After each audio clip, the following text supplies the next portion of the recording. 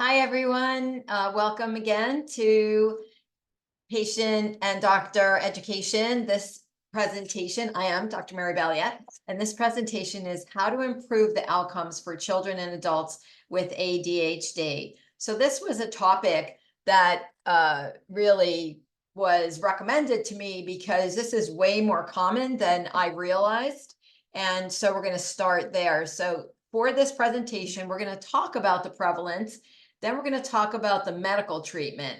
What is the current medical treatment and what types of drugs do they have? And then what are the mechanism of actions of those drugs? And the reason I want to do the mechanism of action is when we talk about alternative approaches, we want to have the same mechanisms so that we have the same results so that we can have patients and if it's us, use less medicine than we might need otherwise if we weren't also doing some alternative approaches.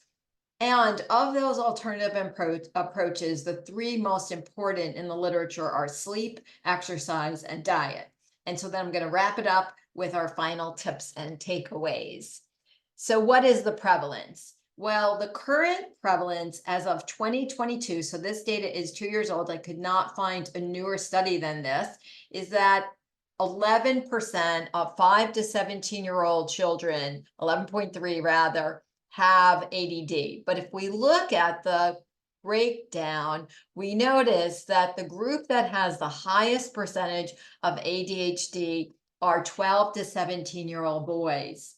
I find this really important information because my personal theory that we're going to talk about when we talk about energy use is that the more the muscle mass, the more we're going to see that when we're asking people to sit quietly and have their brain need glucose while their muscle also needs glucose will lead to what we are calling attention deficit slash hyperactivity disorder. But I really believe that it is the way that we are living currently that has made this show up so much more than ever before.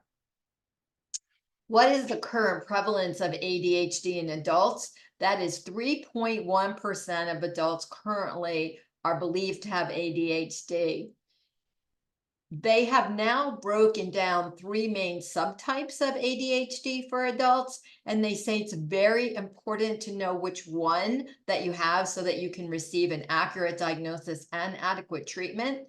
And only 10 to 25% of adults even know they have ADHD or what type they have. And I found that really interesting because the three types of ADHD, I think, speak to a much larger percentage of people than we're even talking about when we're saying only 3%. The first type is called predominantly inattentive ADHD. And what they're saying is that you're just having trouble paying attention. You're a procrastinator. Somebody asks you a question and you hesitate. You're like, where are my keys? This is a really interesting. I feel like it's kind of like your computer has too many things open on the desktop and now it's just running slow. And I'm interested that that is considered an ADHD type. The second one is predominantly hyperactive and impulsive. And so again, trouble paying attention. So that's sort of the same, but now you're fidgeting and you're impulsive and maybe you're not having an ability to really control your behavior.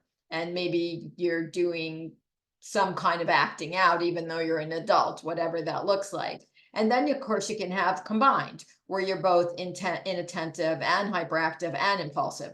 So I thought it was very, very interesting. And that, of course, you can have multiple, take one from each column.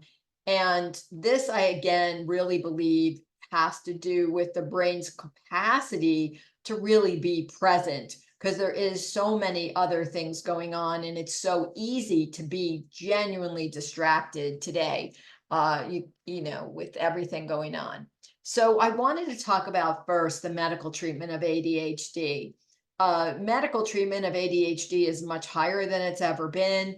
And there are now two breakdowns of treatment for ADHD. And that is there's two main types of medication. The stimulants, which are the ones that we recognize, the Adderalls, the Ritalins, the Concerta. So those are names that many of us are recognizing. And so these are either short acting, intermediate acting, or long acting meds, and they work relatively the same in their mechanism of action. So I want to talk about that momentarily. But now there are long acting non-stimulants. And when we're looking at stimulants and non-stimulants, I found that an interesting breakdown when they're looking at the biochem on what they're saying is really going on. So let's take a look now at these stimulants, whether they're short, intermediate, or long-acting stimulants. When we break down them between the methylphenidate stimulants and the amphetamine stimulants, they're really quite similar. It turns out that all of them affect the neurons by inhibiting presynaptic dopaminergic transporters of adrenergic neurons. So what happens is that when we are having that presynaptic neuron and we release dopamine into the synapse, and dopamine is then binding to the postsynaptic receptor, when we have things like dopamine, norepinephrine, epinephrine, they are the catecholamines. And the catecholamines are broken down by having a reuptake. So there's a lot of reuptake. 90% of catecholamines are gotten out of the synapse by reuptake. So just like when you are having an SSRI, selective serotonin reuptake inhibitor, this is similar to that. It's inhibiting the dopamine transporters less. And so basically it says the dopamine transporter moves dopamine from the synapse into the sending neuron. So it is a reuptake mechanism. And intriguingly, dopamine and norepinephrine are broken down in that presynaptic neuron by an enzyme called catecholamine O-methyltransferase. And they didn't really talk a lot about catecholamine O-methyltransferase in this presentation yet. There are a whole bunch of people who do that at a much lower pace. And so I think we're just going to then also have this last a little bit longer. So the stimulants definitely decrease the reuptake of dopamine, leaving dopamine in the synapse longer. And when the dopamine is in the synapse longer, it can then bind to the postsynaptic receptor and have its impact on the postsynaptic receptor. And dopamine really allows you to concentrate. That's a real impact of dopamine. Intriguingly, in contrast, dopamine, as we know, becomes norepinephrine by one enzyme. And when we use a non-stimulant medication, it actually boosts the neurotransmitter norepinephrine. And this allows the patient or the person to have a longer attention span and lessens impulsive behavior and hyperactivity. And this is approved for kids 6 to 17. But I really found this lovely graphic showing how critically important it is to have norepinephrine at the right level. If I do not have enough norepinephrine, and this is why it's always that balance of dopamine and norepinephrine. Dopamine is I feel rewarded, satisfied, and I can concentrate. And norepinephrine is I can pay attention and I'm motivated. So this is a real interesting balance that you really want to get. And again, only one enzyme. It is a vitamin C dependent enzyme to do that conversion of dopamine and norepinephrine. If I do not make enough norepinephrine, then what happens is I'm depressed. I cannot remember things. I'm very tired and I have very low concentration and motivation. So I'm not going to be motivated without norepinephrine. That's why those of us who have COMT and our norepinephrine stays around longer, we're so motivated. However, if I have too much, then I'm going to be in a dysautonomia and I'm going to have a lot of sympathetic response. I'm going to have my blood pressure go up, my heart rate's going to go up. I'm going to definitely be anxious. I'm going to feel stressed. I'm going to be irritable. I'm going to have trouble sleeping and my heart rate's going to go up. So it's so critical to really look at this medicine and have it be at the exact right level so that I can pay attention, I am motivated, I can concentrate, but I am not too sympathetic and I am not too low in energy. So there is a sweet spot for these non-stimulant medications, which have these very interesting names, but they are not the Ritalin and the Adderall and the Concerta. Those are all stimulant medications increasing dopamine, which lets you focus. Now, what about the non-medicine treatments? Well, we just said that both of those medications are going to increase the catecholamines, and the catecholamines are amino acids from tyrosine. So having enough protein is critical. And we know from the literature that certainly in older patients, that people over 50, 30% of men over 50 and 50% of women over 50 do not get enough protein.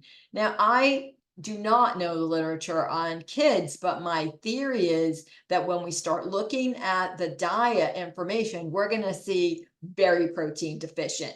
So they just can't even make their dopamine. They can't even make the norepinephrine. They're not having that.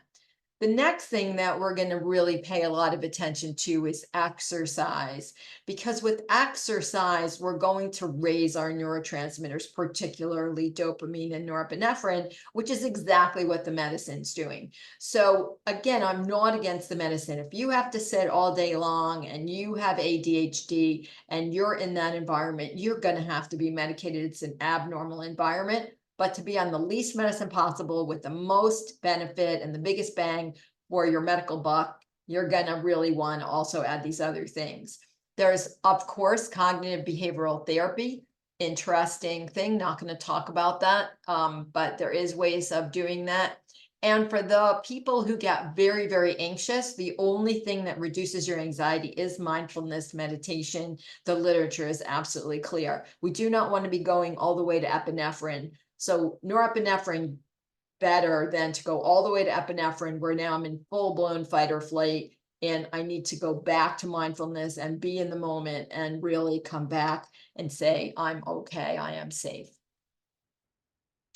So when we are looking at the non-medical treatment, sleep turns out to be number one.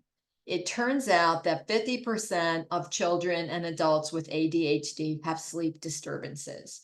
So it doesn't matter what else you do. It doesn't matter about exercise, does not matter about food if I'm not sleeping. And the literature on sleep is 7 to 8 hours every day, day in and day out. So we're going to focus on that. And I actually have a whole video on the importance of sleep. And that's something that you could take a look at, because I really went very in depth about sleep.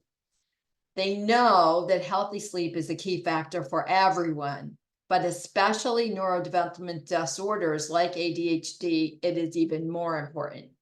The prevalence of sleep disorders show that 25 to 50% of children and more than 50% of adults with ADHD have sleep problems. And sleep disturbances can affect cognitive and physical function that can worsen ADHD symptoms. So what I put? Someone on their phone in bed.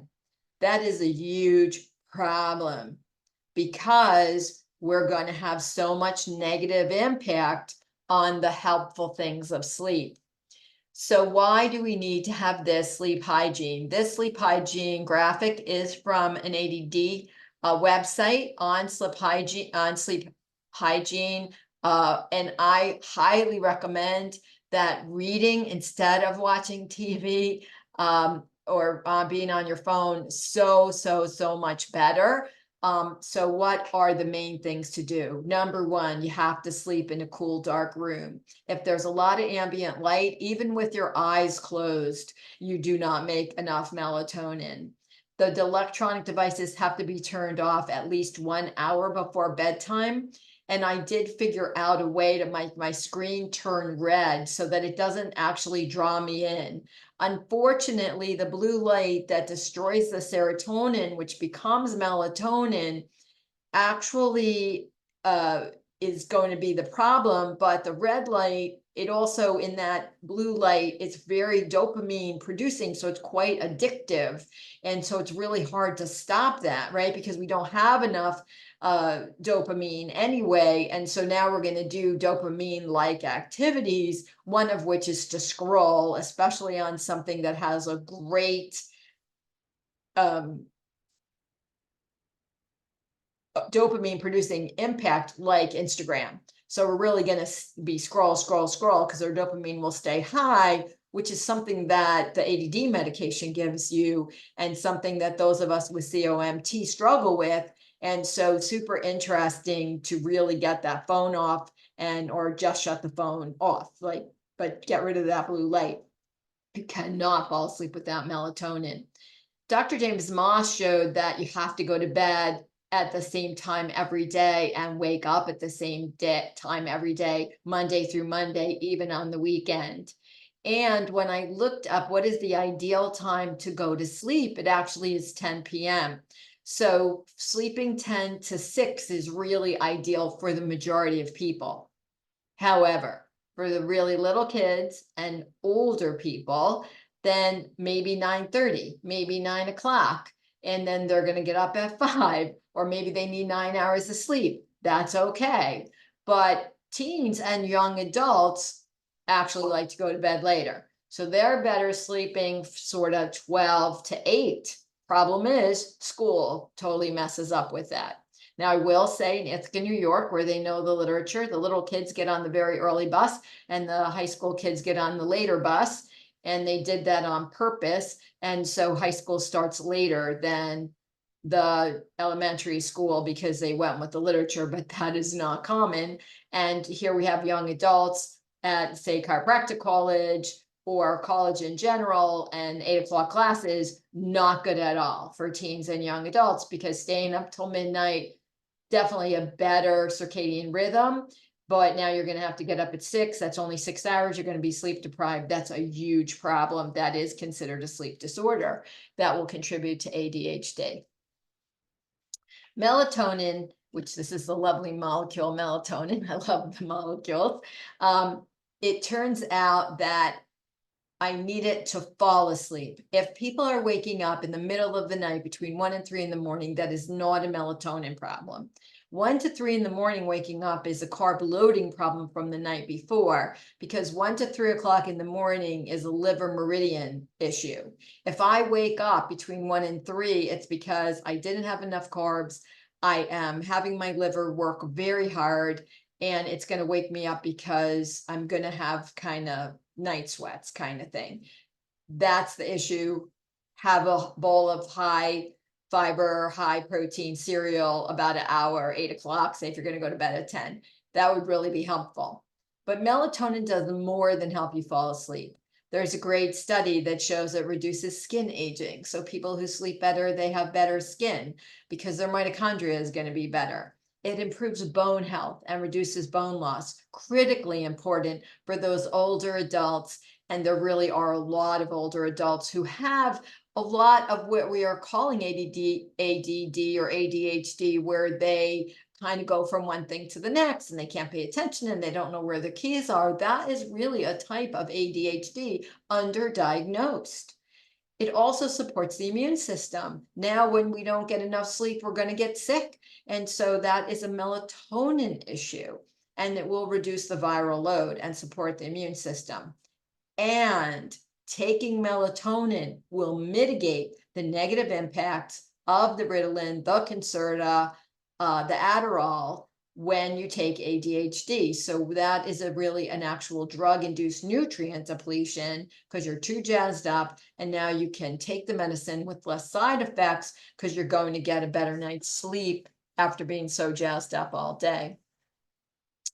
The American Academy for Pediatrics recommends specific amounts of screen time. I found this really helpful.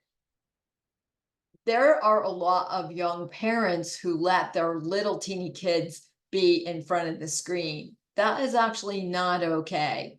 They say that before 18 months, the only time that an up to 18-month baby should be on the screen is for video chatting with their grandparents or with someone else.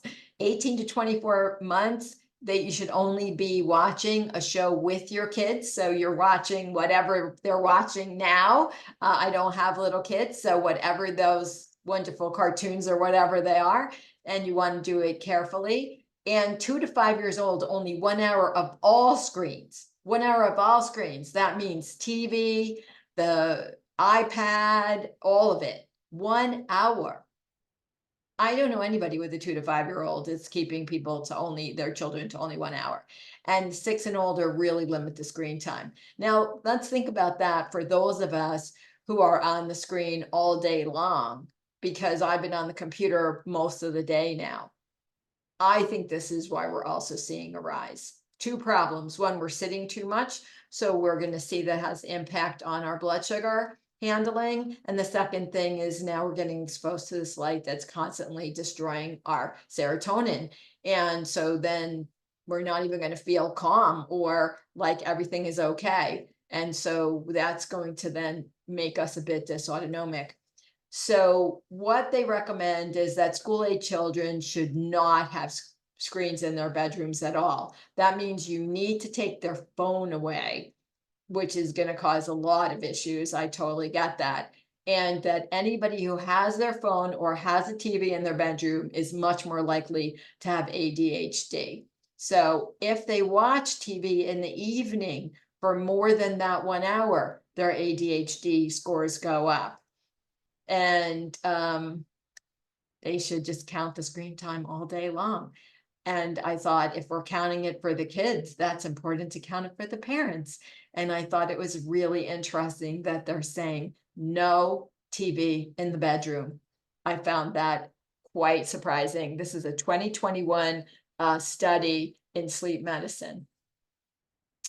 Now, there are drugs that deplete melatonin. So if you're on a corticosteroid because you've been sick and now they give you prednisone because say you had a horrible case of bronchitis, that's going to deplete melatonin. You're going to have to take melatonin 1 milligram every day that you're on that.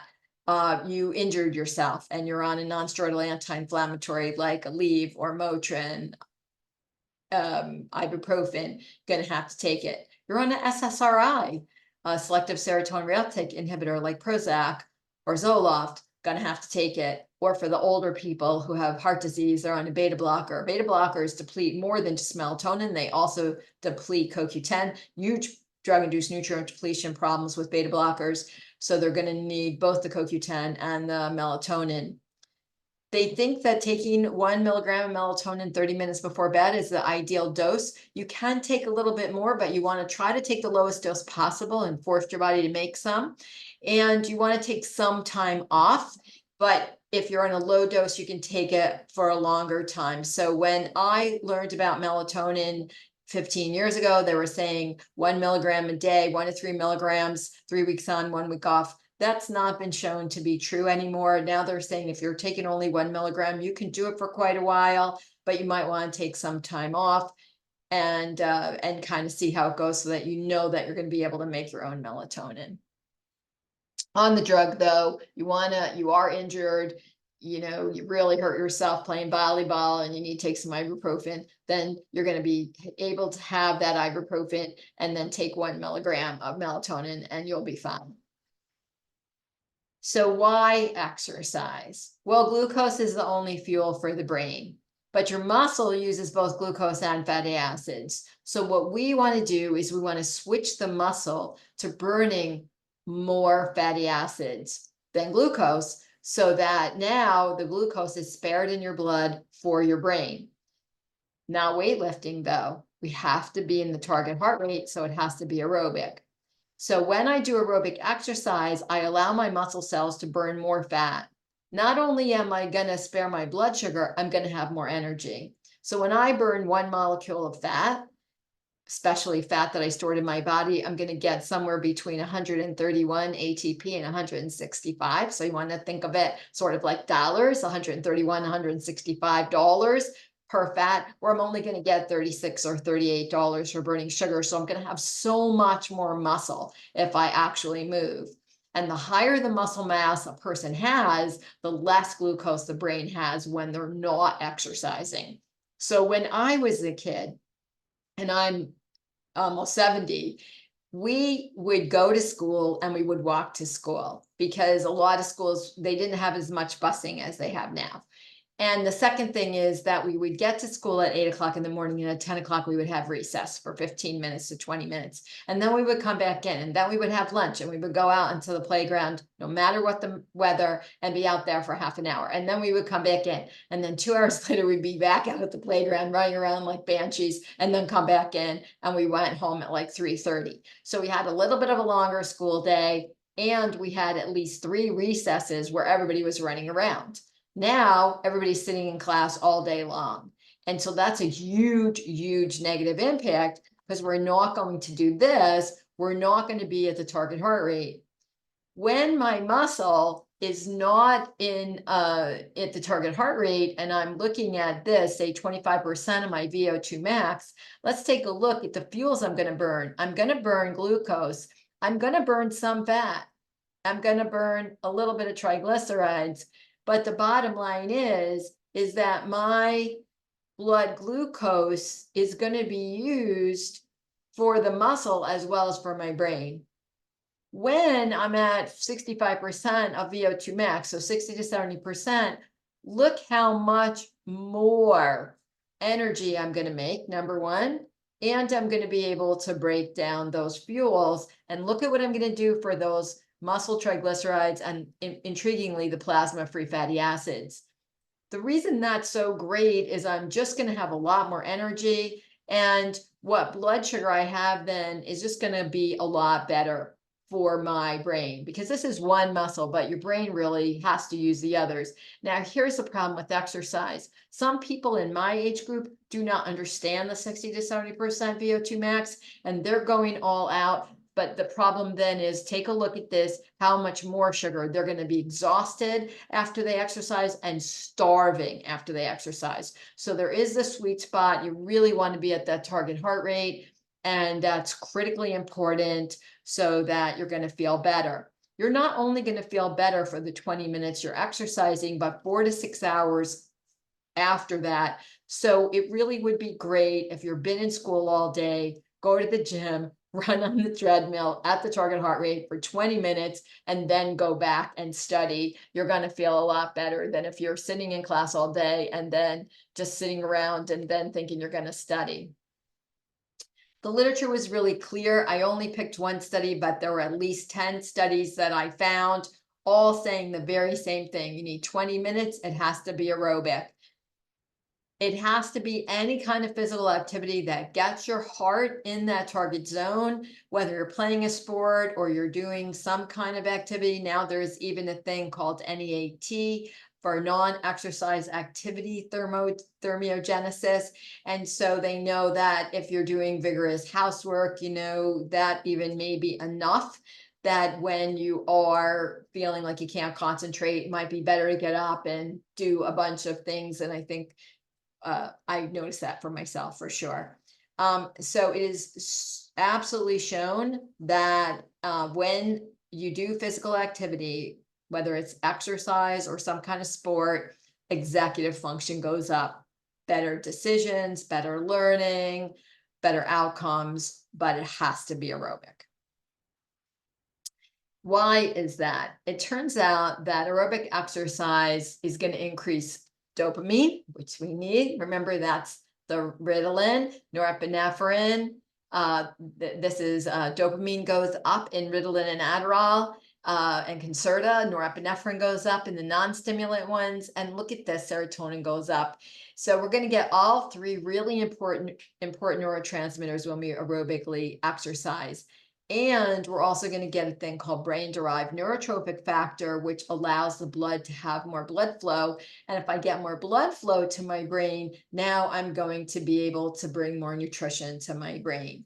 And this is why when people talk about a lot of things that help get blood to the brain like inositol, which helps constrict those blood vessels and gets peristalsis up to the brain, that's going to be really helpful for remembering things like nouns. I'm having trouble learning the names of things. A lot of times that's a blood flow issue. And so anything that's going to be a vasodilator, like arginine, things that have nitric oxide synthase, like beets, all of those things are going to be really, really helpful to get more blood flow.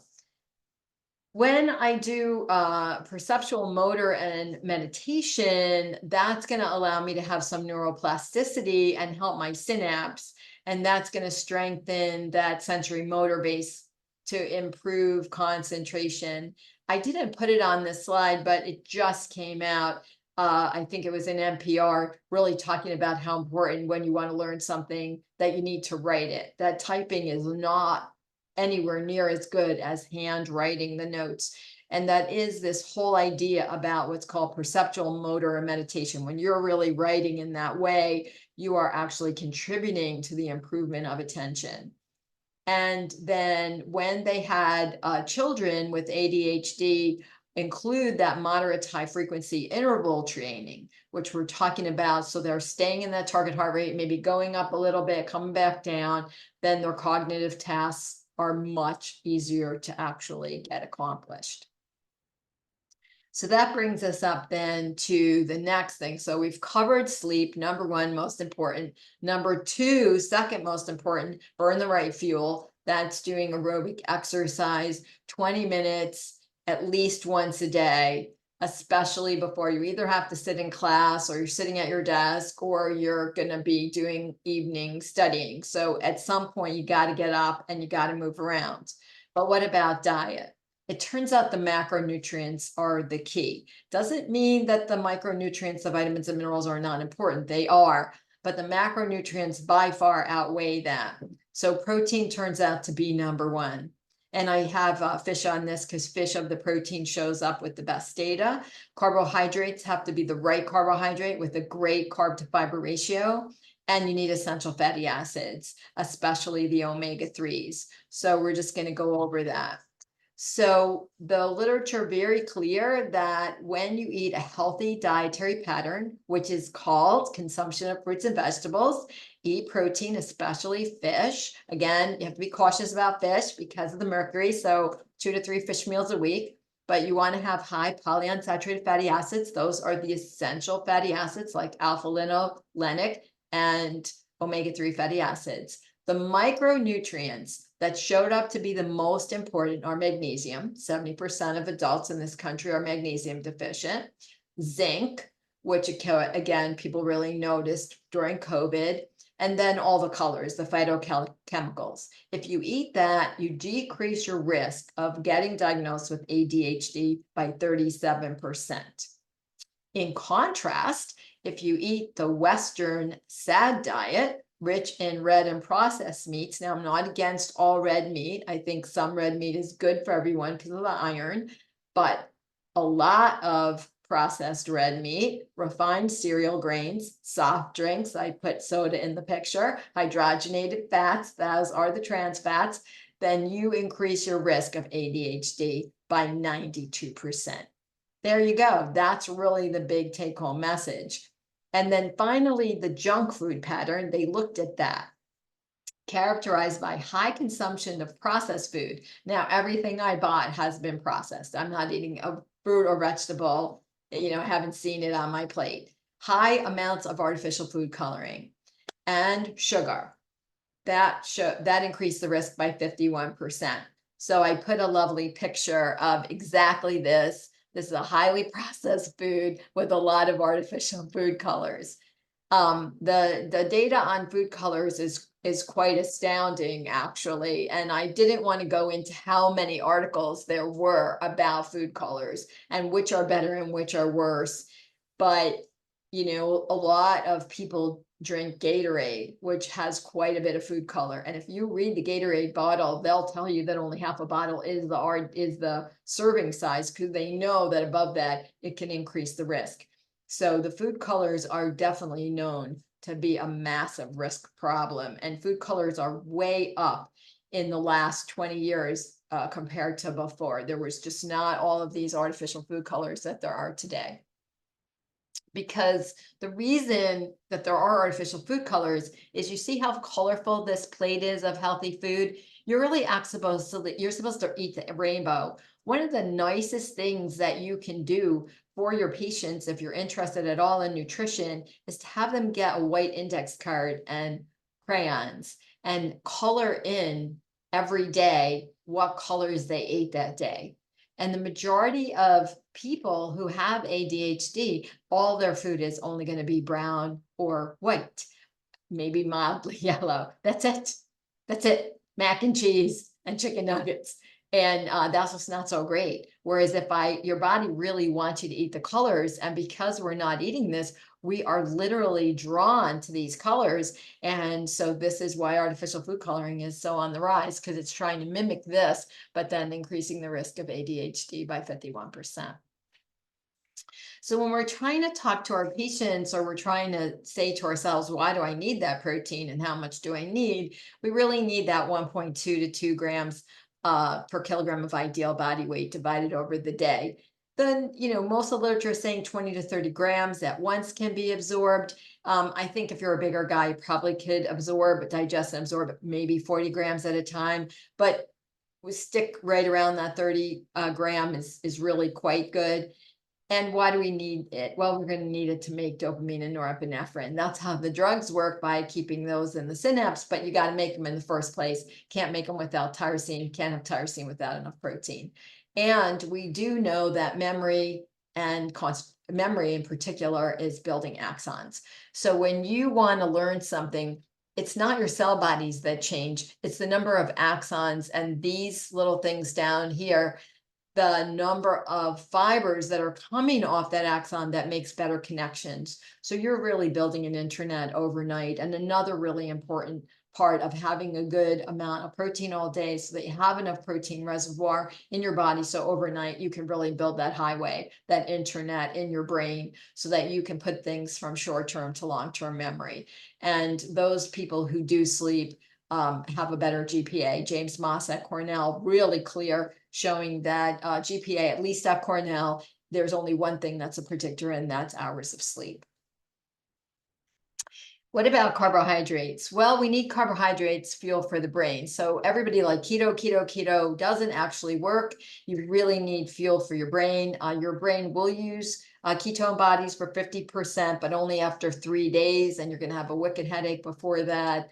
And you have to be a bit starving to go to ketones. So I'm really not a fan of a prolonged ketogenic diet, maybe to throw yourself into fat burning because you're really trying to lose weight, but not for the long haul, and definitely not for ADHD. The literature is not good for that. You really need it for your brain. Diets, though, high in sugar increase the risk. So we want carbohydrates, but we don't want to have high sugar carbohydrates.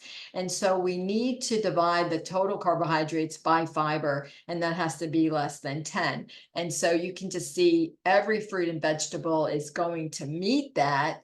And so this is why we want carbohydrates as fruits and vegetables. So for women, 5 cups of fruits and vegetables in a day. And for men, you want to have 9. And getting that in is really tough for a lot of people. And a lot of people who have any kind of economic problem are going to have a lot more trouble getting fresh fruits and vegetables. So how do we look at this? They know that the carb to fiber ratio, the lower the better. So why is it that white bread is not so great for you? Well, white bread tends to have about 14.5 grams of carbohydrate per slice. It only has 1 gram of fiber. That's a ratio of 14.5 to 1, which is a 14.5. That's over that 10 number. That is really clear in the literature. Let's take whole wheat bread. That's 14 divided by 2. That's 7, way better. But a sprouted grain bread is even better, because the lower the number, the better.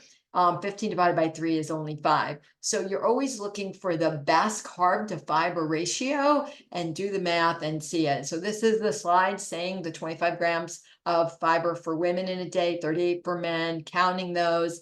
And that if you do count your calories, you want about 45% of your calories to come from carbohydrates, But trust me, if you are trying to get 25 grams of fiber in as a woman, you're going to end up with about 45% of your calories as carbs, and same for men.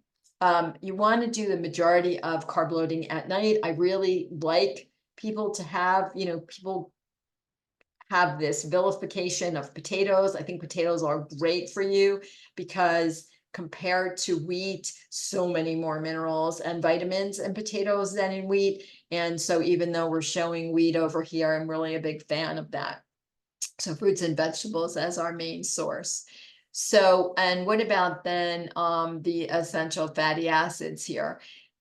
We need them to make the myelin sheath. That's going to get the speed up. So we want to recall things faster. We want to have a better psychomotor skill. So whether we're learning as a chiropractor to adjust or we're learning to play a sport, very important to have really good myelin sheath. But the myelin sheath is made of both omega-6 fatty acids and omega-3s. I did look up, all of the food sources of alpha-linolenic acid, and the omega-6 fatty acids do get a really bad rap. But the problem is the omega-6 fatty acids that are very inflammatory is arachidonic acid. It's not alpha-linolenic.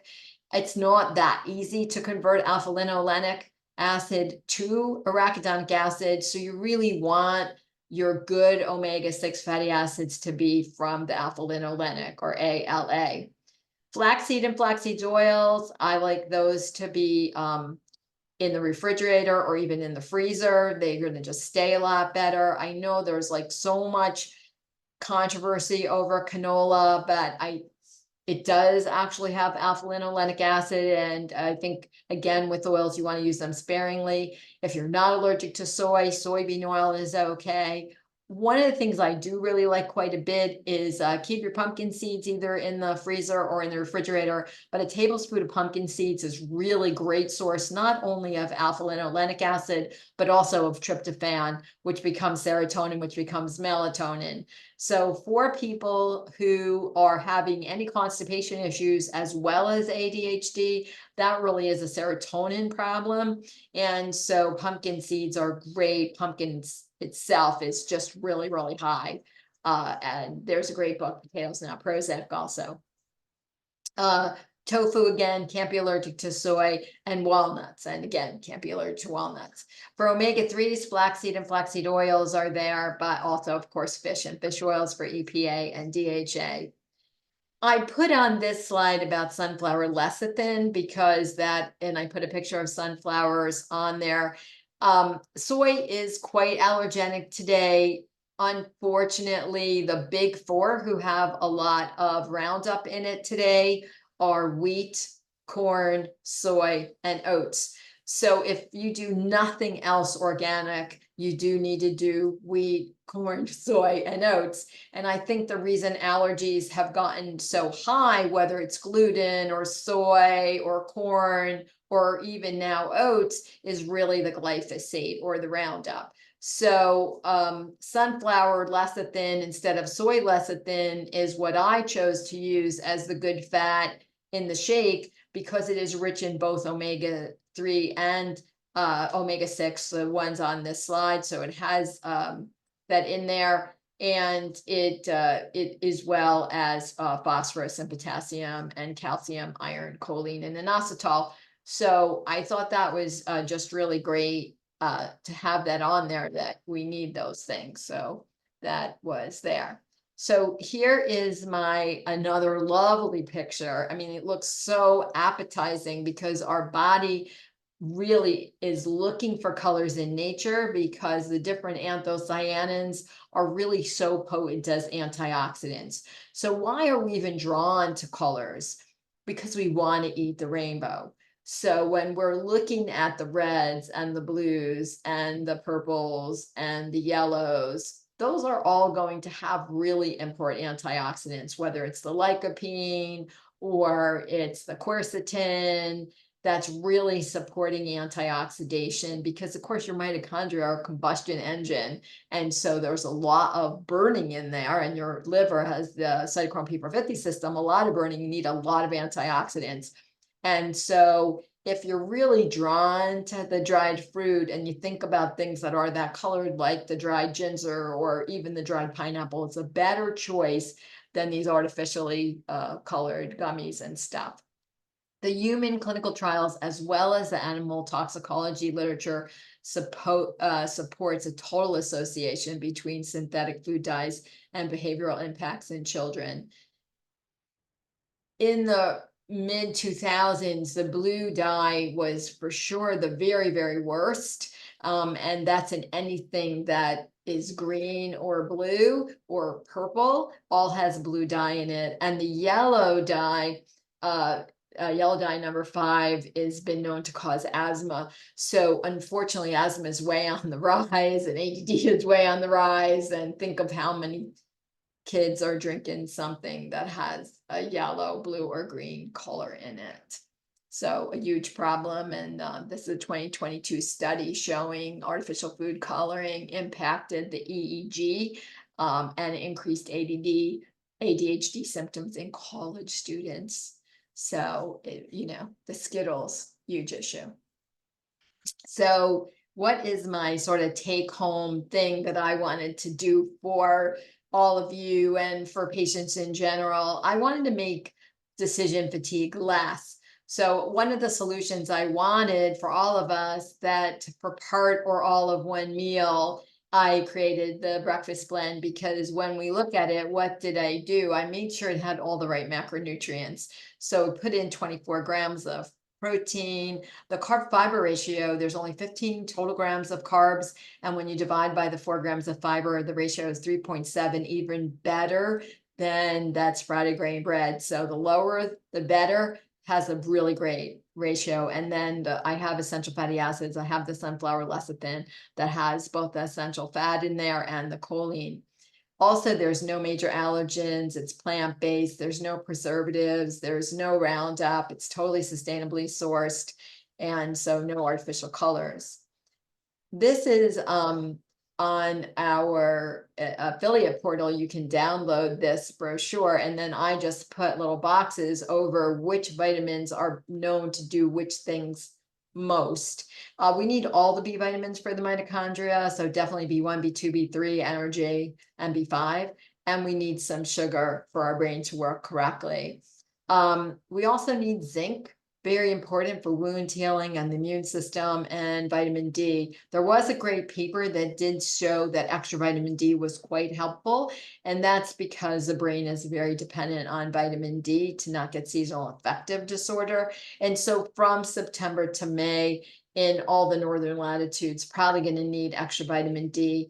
I recommend that you have your patients have their vitamin D level checked in October, and most chiropractors can order that themselves. And then you can then decide how much dosing you want to do, whether they need 1,000, 2,000, or even 5,000 international units. I would probably give it not as a vegan source. I have vegan 100% vitamin D, but probably going to need more than that. And I would do, if they're not vegan, do the cholecalciferol, the vitamin D3. You can do them in the little gels, really nice and easy to do that. If you want to maintain the level, so now your level is ideal between 30 and 50, you can maintain that with 1 to 2,000 international units over the winter. If it's below that, you're going to need 4,000 or more every day to up it. And then you can have it retested in, say, January or February, because if you're getting sick in January, it's almost always vitamin D. And for blood sugar control, you need the magnesium to get that blood to your brain, to have your NMDA receptor calm down, and for just making energy, and chromium and the cinnamon. So all of those things I was trying to hit with this. And again, there is no artificial colors. So basically it's just organic pea protein and organic cinnamon and ginger, and they have those beautiful colors that have such good antioxidation in it. So I'm going to stop this and then take questions. So let me just do this and stop the recording.